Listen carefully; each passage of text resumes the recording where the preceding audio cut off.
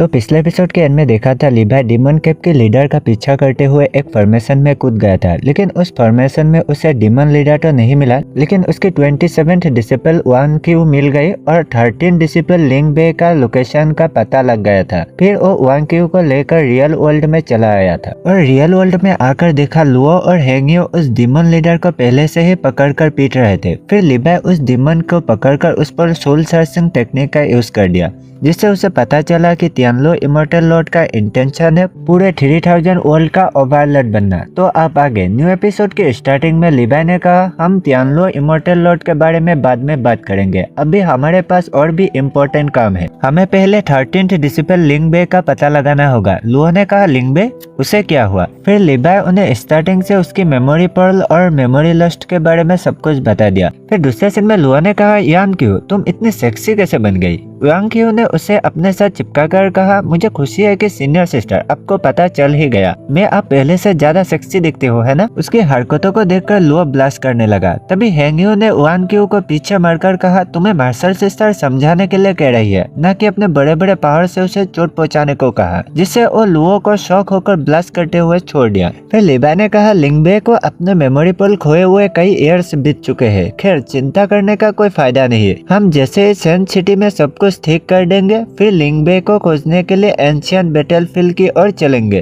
फिर वो लोग बात करते करते टाउन पहुंच गए। उन्हें देखकर लिटिल बॉय ने कहा जनरल आप वापस आ गए, ये लीजिए वेजिटेबल जूस जिससे मैंने आपके लिए बचा कर रखा था। हेंगियो ने कहा थैंक यू, लेकिन मुझे ये नहीं चाहिए। लिटिल बॉय ने कहा क्यों जनरल, क्या आप हमारे रिसोर्सेज को बचाने की कोशिश कर रहे हैं? चिंता मत करिए, मुझे सैंड में और भी मिल जाएंगे। लीवाई ने कहा लिटिल बॉय क्या तुम्हें याद है जब हम पहली बार मिले थे तो तुमने क्या कहा था? लिटिल बॉय ने मासूम से शकल बनाकर कहा मैंने कहा था कि मैं ग्रासलैंड देखना चाहता हूँ, पूरा बाउल भर के पानी पीना चाहता हूँ और हरे भरे ट्री को देखना चाहता हूँ, क्यों क्या मैं ऐसा नहीं कर सकता? लीवाई ने कहा हाँ तुम कर सकते हो, बल्कि तुम्हारा विश मैं अभी पूरा कर सकता हूँ।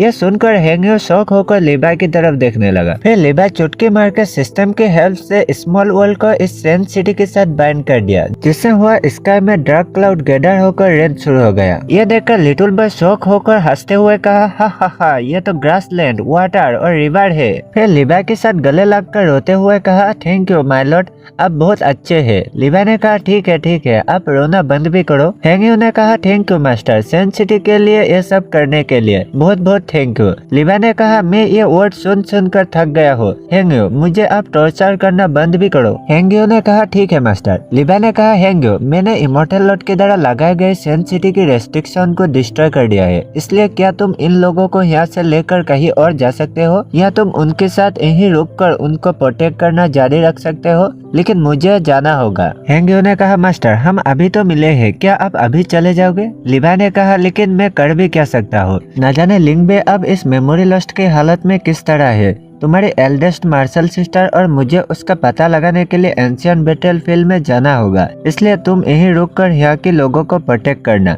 वांग क्यू ने कहा लेकिन मेरा क्या? लीवाई ने कहा तुम हेंगियो के साथ रुककर उसकी मदद करना और तियानलो इमॉर्टल यहाँ आ जाए तो मुझे इन्फॉर्म करना, ठीक है? फिर वांग क्यू ने लीवाई को हक करके कहा ठीक है मास्टर, मैं आपकी बात मानूंगा। लुओ ने कहा बेहतर होगा कि तुम ऐसा ही करो, किसी भी हैंडसम मैन की तरफ अट्रैक्ट होकर हमें भूल मत जाना। फिर सीन एंशियंट बैटलफील्ड में शिफ्ट होता है। लीवाई और लुओ टेलीपोर्ट होकर वहाँ पहुँच गए। फिर लुओ ने कहा मास्टर क्या आपको कुछ महसूस हो रहा है? ऐसा लग रहा है कोई हमारे पीछे किलिंग इंटेंट छोड़ रहा है। तभी लीवाई को साइड से किसी ने अटैक कर दिया। अटैक को महसूस कर लीवाई शॉक होकर उस साइड देख कर कहा यह तो स्पिरिचुअल लायन बीस्ट है। तभी लायन बीस्ट लीवाई के पीछे छुपने लगा। फिर उस लायन को पीछा करते हुए कुछ लोग वहाँ पहुँच गए और गुस्से से कहा ओए रुक जाओ जंगली बीस्ट। फिर लीवाई और लुओ उस साइड शॉक होकर देखने लगा। उस आदमी ने कहा इडियट, मेरा स्पिरिचुअल बीस्ट मुझे दे दो वरना मैं तुम्हें 2 टुकड़ों में काट दूंगा। फिर लीवाई अपना किलिंग इंटेंट छोड़कर कहा सॉरी मैं माफी चाहता हूँ। दूसरे साइड लीवाई के ऑरा को महसूस करके वो लायन बीस्ट और उसका पीछा करने वाले लोग भी डर गए।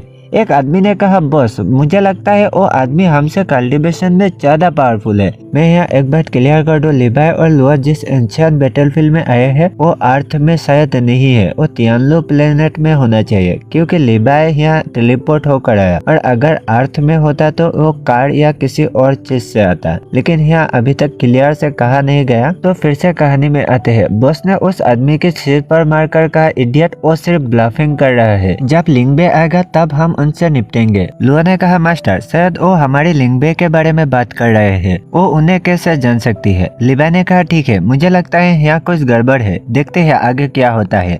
तभी एक लड़की स्वॉर्ड लेकर वहाँ पहुँच गई।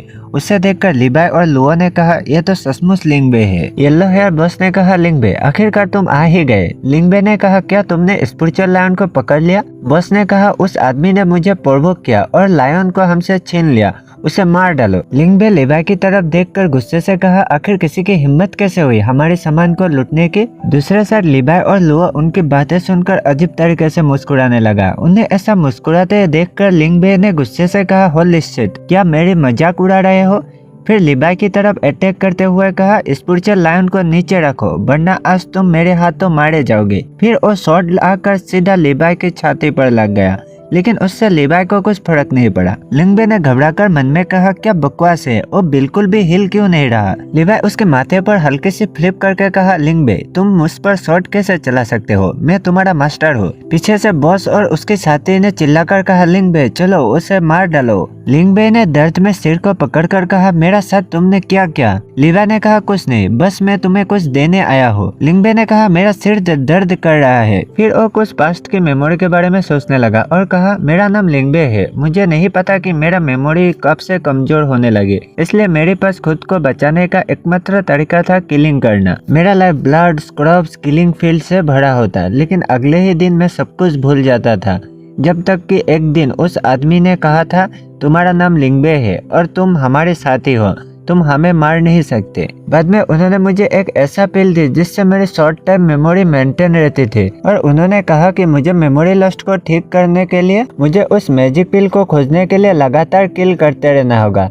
कई बार मैं फाइट में बाल बचा, लेकिन कहा कि यह सब मेरे लिए था, और कभी कभी मैं उनकी रिक्वेस्ट को रिफ्यूज कर देता था, लेकिन कभी कभी सिर के पिछले हिस्से में तेज दर्द के कारण मैं तुरंत बेहोश हो जाता था। फिर होश में आने पर मैं खुद को किसी फिरोसियस बीस्ट की टेरिटरी में पाता और उनसे मैं फाइट करता रहता। मुझे उन पर शक था, लेकिन जब भी वो लोग साथी कहकर पुकारते, मेरे हार्ट में एक फेमिलियर सेंस होता, इसलिए उस फेमिलियर ने मेरे शक को दूर कर दिया। लेकिन अब धीरे धीरे इस एंशिएंट बैटलफील्ड में बीस्ट कम होने लग रहे हैं, और वो लोग मुझे एक अजीब तरीके से देखने लगे, मानो अब मैं उनका टारगेट हूँ। उसने कहा था, इतने सारे फाइट के बाद मेरे डिवाइन सोल और बॉडी लिमिट तक पहुँच चुके हैं, और वो अब हमारे किसी काम का नहीं है, उसे जल्द से मारकर सब कुछ छीन लो। उसी समय इस स्पिरिचुअल लायन ने मुझे उनसे बचाया था, लेकिन मैं ही उसके बारे में भूल गया था। फिर दूसरे दिन मेरी मेमोरी लॉस्ट होने के बाद उन्होंने मुझे उस लायन को मारने के लिए कहा। येलो हेयर आदमी ने कहा था, फ्रेंड उस जंगली बीस्ट को मार दो, उसकी वजह से तुम्हारी मेमोरी लॉस्ट हुई है, उसे मार दो। फिर लिंगबे होश में आकर कहा, हाँ मुझे सब कुछ याद आ गया, और पीछे घूमकर कहा, ओ तुम ही हो जिसने मुझे मारने की कोशिश किया था,